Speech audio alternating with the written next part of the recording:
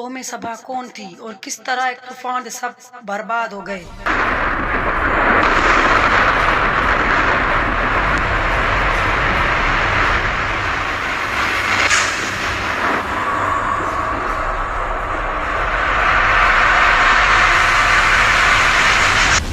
اعوذ باللہ من الشیطان الرجیم، بسم اللہ الرحمن الرحیم۔ صحرائے عرب کے وہ قدیم باشندے جنہوں نے سبا نامی ایک نذیر بستی کو آباد کیا تھا۔ قوم سبا جنہیں اللہ نے بے شمار نعمتوں سے نوازا تھا، لیکن انہوں نے ایسا کون سا جرم کیا تھا کہ صرف ایک ادنا سے چوہے نے ایک عظیم بستی کو تباہ و برباد کر دیا۔ قوم سبا کون تھے اور ان کا انجام کیا ہوا؟ قرآن مجید میں اللہ نے ہمارے لیے سبق آموز قصے بیان کیے ہیں، جہاں کہیں کسی قوم کی کسی برائی کا ذکر ہے تو کہیں کسی قوم کی سرکشی کا تذکرہ ہے۔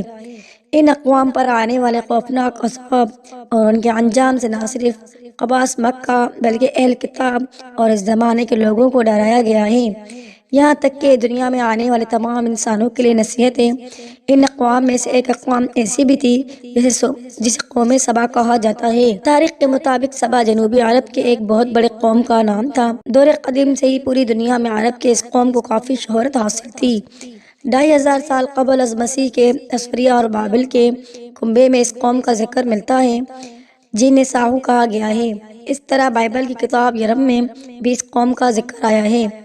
تاریخ کو کھنگالنے سے یہ معلوم ہوتا ہے کہ اسلام کے ظہور سے پہلے جزیرہ عرب میں بسنے والے اقوام کو مورخین 3 طبقوں میں تقسیم کرتے ہیں، جو کہ عرب باندھا، عربہ اور عرب مستعارہ کہلاتے ہیں۔ بہرحال قومی سبا کا تعلق عربوں کے دوسرے طبقے یعنی عرب اربا سے تھا۔ قوم سبا کو سبا اس لیے کہتے ہیں کیونکہ اس علاقے کو سبا نامی ایک شخص نے آباد کیا تھا۔ لہٰذا ابن عباس بیان کرتے ہیں کہ رسول اللہ صلی اللہ علیہ وسلم سے سوال کیا گیا کہ سبا کوئی مرد تھا یا عورت یا کسی ملک کا نام؟ آپ صلی اللہ علیہ وسلم نے فرمایا سبا ایک مرد تھا جس کے 10 بیٹے تھے، ان میں سے 6 یمن چلے گئے تھے اور 4 شام چلے گئے تھے۔ سبا شام بن نوح کے بیٹے قطعین اولاد تھے، یہی وجہ ہے کہ لوگوں کو قطعی عرب بھی کہا جاتا تھا۔ اللہ تعالیٰ کے بے شمار نعمتوں کے اندر زندگی گزار رہی تھی۔ یہ قوم ایک عظیم تہذیب و تمدن کی مالک تھی۔ حضرت داؤد علیہ السلام و حضرت سلیمان علیہ السلام کی باعظمت حکومتوں کے بعد ان کی حکومت زبان زدہ خاص و عام تھی۔ یہ لوگ گندم کے سرسار سے آٹا پکاتے تھے، لیکن اس قدر اسراف کرنے والے اور ناشکرے تھے کہ انہیں روٹیوں کے ساتھ بچوں کا پخانہ صاف کرتے تھے۔ آلودہ روٹیوں کو اکٹھا کرنے سے ایک پہاڑ بن گیا تھا۔ ایک صالح شخص وہاں سے گزرتے ہوئے ایک عورت کو دیکھا جو روٹی کے ساتھ بچے کے پخانے کے مقام کو صاف کر رہی تھی۔ اس شخص نے عورت سے کہا تیرے اوپر افسوس، خدا سے ڈر، کہیں ایسا نہ ہو کہ خدا تیرے اوپر اپنا غضب ڈھائے اور تجھ سے اپنی نعمت چھین لے۔ اس عورت نے جو جواب میں مذاق اڑایا اور مغرورانہ انداز میں کہا جاؤ، گویا کہ مجھے بھوک سے ڈرا رہے ہو۔ جب تک سرسار جاری ہے مجھے بھوک سے کسی قسم کا کوئی خوف نہیں ہے۔ کوئی زیادہ عرصہ نہیں گزرا تھا کہ اللہ تعالیٰ نے نصراف کار لوگوں پر اپنا غضب ڈھایا۔ باقی جو کہ زندگی کی بنیاد ہے ان لوگوں سے چھین لیا تھا۔ قحط نازل ہوا، بات یہاں تک پہنچ گئی کہ ان کے ذخیرہ کی ہوئی تمام غذا ختم ہو گئی۔ آخرکار وہ مجبور ہو گئے کہ انہیں آلودہ روٹیوں پر ٹوٹ پڑے جو ان لوگوں نے اکٹھی کر کے پہاڑ کے مانند ڈھیر لگایا ہوا تھا، بلکہ وہاں سے روٹی لینے کے لیے صفیں لگتی تھی تاکہ ہر کوئی وہاں سے اپنے حصے کی روٹی لے سکے۔ کفران نعمت، قحط اور ان کی بدحالی کے بارے میں متعدد روایت موجود ہیں۔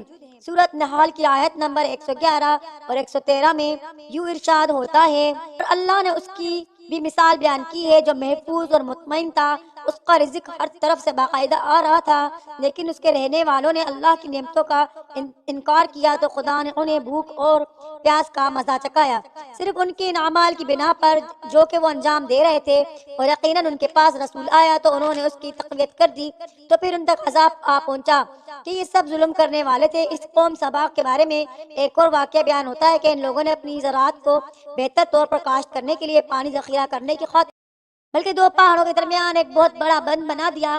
اس ان بندوں میں سے سوراخ اور دوسرے پہاڑوں سے گزرا ہوا پانی اس بند میں آ کر داخل ہوتا تھا، جو کافی مقدار میں جمع ہو جاتا تھا۔ قوم سبا نے اس پانی سے صحیح طور پر استفادہ کرتے ہوئے وسیع و عریض اور بہت سے خوبصورت باغات لگائے اور کھیتی باڑی کو رونق بخشی۔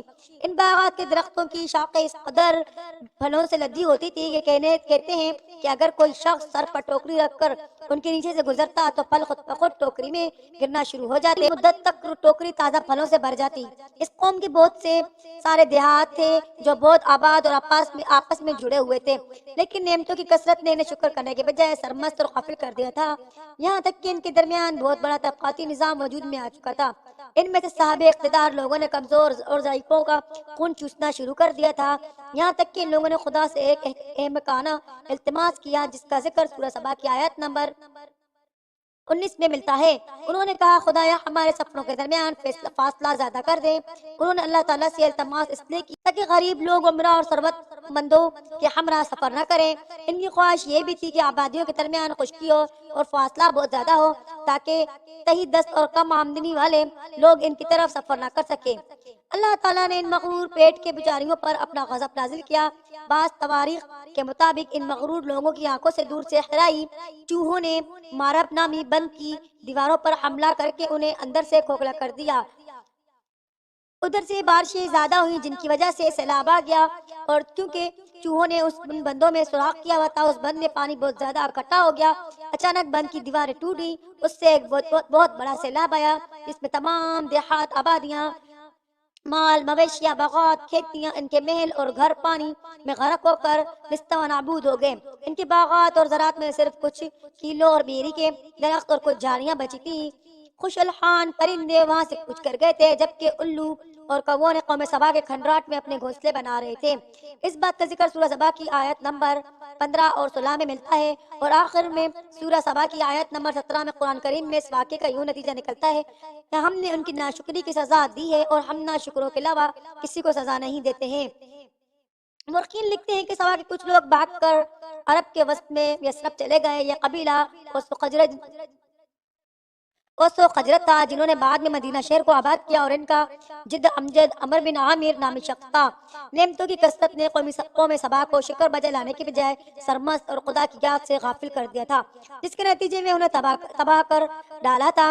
یہ سزا ان کے اپنے ہی اعمال کا بدلہ تھا جنہوں نے کیے تھے۔ اس طرح اللہ کے غضب نے اس قوم کو انتہائی عروج سے گرا کر اس گڑھے میں پھینک دیا جہاں سے پھر کوئی مغلوب قوم کبھی کھڑی نہیں ہو سکتی۔